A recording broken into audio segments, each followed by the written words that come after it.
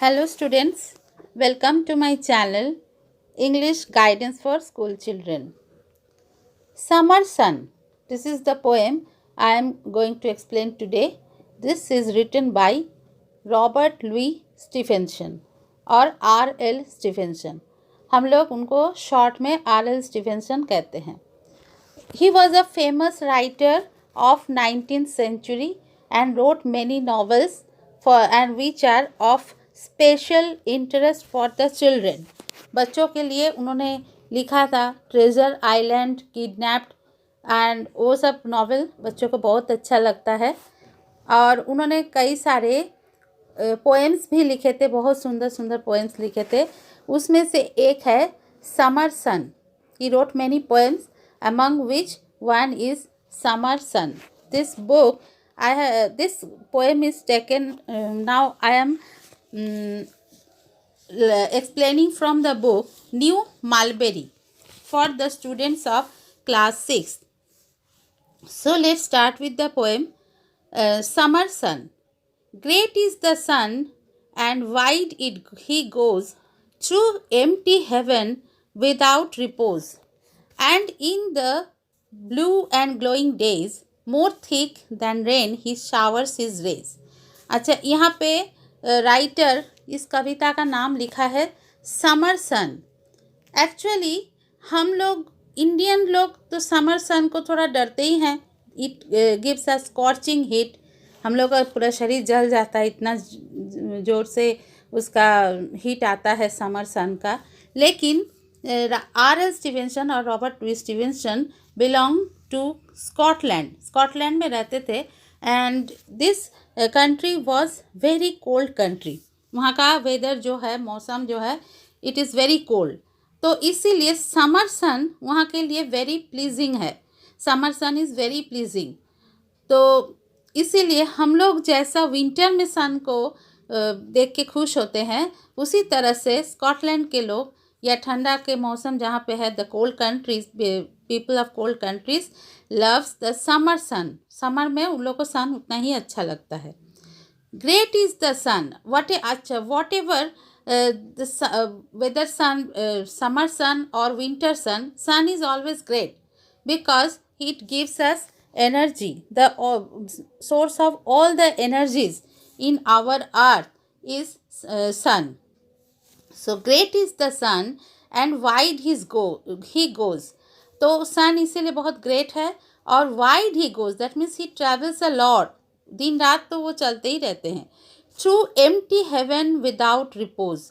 Empty heaven, अर्थ में जब कोई नहीं रहता है. We know that there are stars and other planets in the sky, but when there is sun, there is no one in the sky. Heaven is here, sky.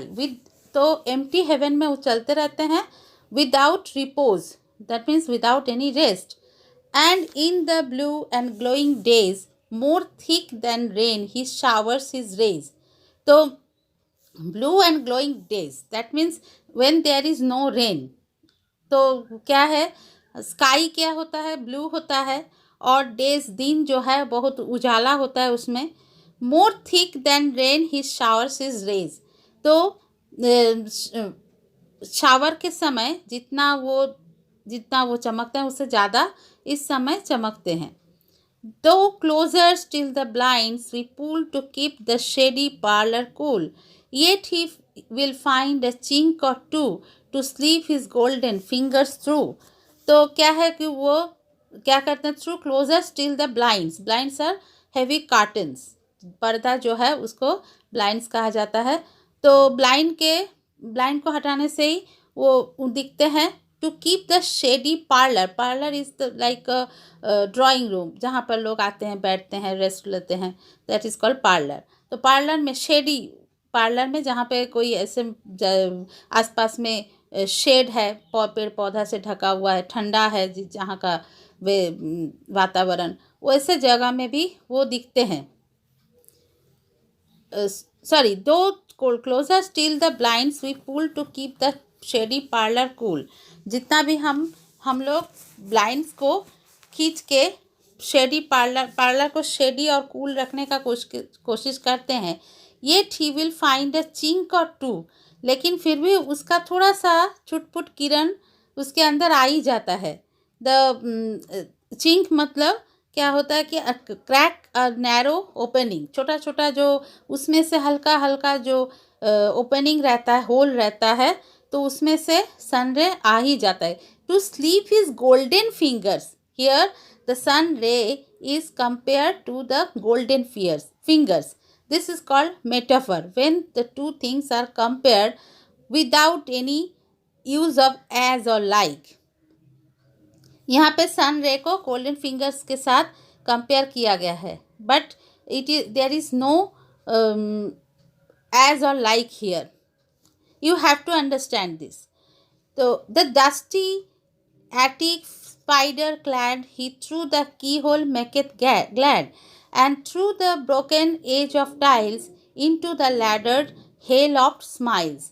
तो dusty attic होता है जो छत के ऊपर छोटा सा सीढ़ी के पास जो कमरा जैसा होता है, उसी को एटिक कहा जाता है. The room on the roof and dusty, वो सब जनरली क्या होता है, छत के ऊपर वैसा रूम में कोई ज़्यादा जाते नहीं हैं, तो उसमें धूल पड़ा रहता है. स्पाइडर क्लैड, उसमें मकड़ी का जाला होता है. He through the keyhole make it glad, और उसी में से जो की होल होता है, वहाँ का दरवाज़ा में जो चाबी का होल जो होता है, उसमें से वो घुस जाते हैं और सबको खुश कर देते हैं. And through the broken edge of tiles into the laddered hayloft smile, जहाँ पे तो एज ऑफ टाइल्स के किनारे से, जहाँ पे ये एक्चुअली क्या है कि जहाँ पे फार्म हाउस होता है, और ऊपर हेलॉफ्ट मतलब जहाँ पे ऊपर बंक जैसा होता है रखने का जगह, और उसमें हे मतलब कॉर्न ये सब क्रॉप्स वगैरह रखा जाता है, और उसमें चढ़ने के लिए लैडर होता है, लैडर्ड हेलॉफ्ट. तो हेलॉफ्ट में लैडर होता है चढ़ने के लिए, और उसके ऊपर जो टाइल्स होता है वो थोड़ा बहुत कहीं टूटा फूटा हो, उसमें से भी वो मुस्कुराते रहते हैं. उसके अंदर से वो जनरली क्या होता है, वो जगह एकदम पूरा अंधेरा रखा जाता है ताकि जल्दी से क्रॉप्स ख़राब ना हो जाए. लेकिन उसमें से भी अगर कहीं टाइल्स थोड़ा बहुत टूटा फूटा है, उसमें से सन मुस्कुराते रहते हैं. तो सन यहाँ पर क्या है, एवरीवेयर, प्रेजेंट एवरीवेयर. वो कहीं भी, वो पार्लर में भी दिखाई दे रहे हैं, वो एटिक में भी आ रहे हैं, वो हेलॉफ्ट में भी आ रहे हैं. चाहे वो जगह बहुत अच्छे से सजाया धजाया हो, वो जगह में भी वो दिखाई देते हैं. और जहाँ ऐसे ही कोई जगह पड़ा हुआ है जिसके प्रति कोई ध्यान नहीं दे रहा है, तो उस में भी सन दिखाई देते हैं. वो सबके लिए है. Sun is for everyone, everywhere in this world.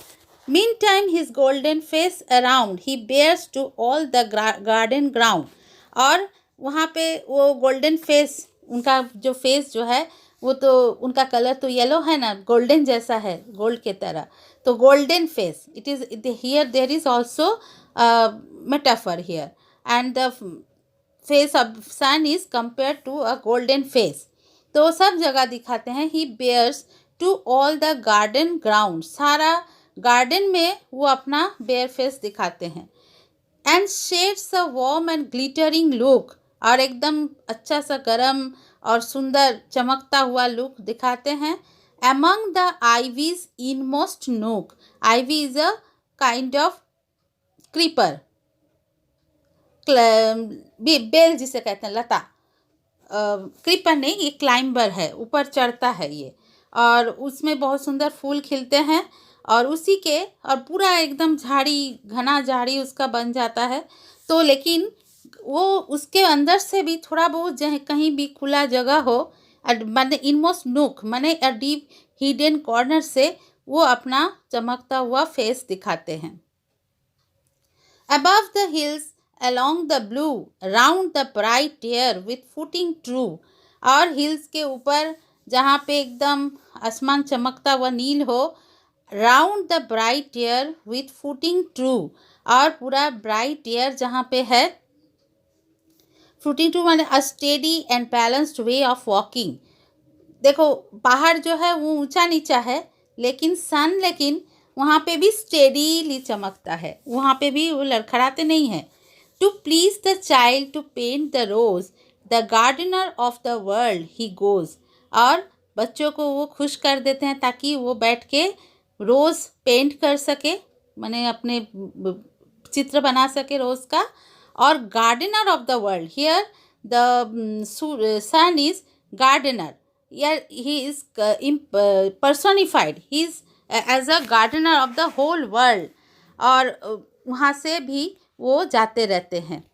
क्योंकि गार्डनर ऑफ द वर्ल्ड, क्योंकि सूरज नहीं होता तो कहीं भी पेड़ पौधे नहीं उगते। He is the only source of energy, ultimate source of energy in the world.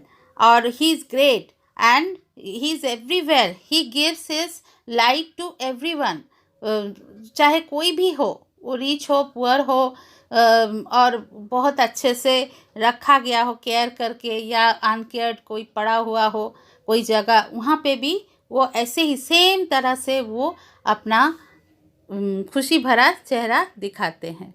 So this is the explanation of the poem.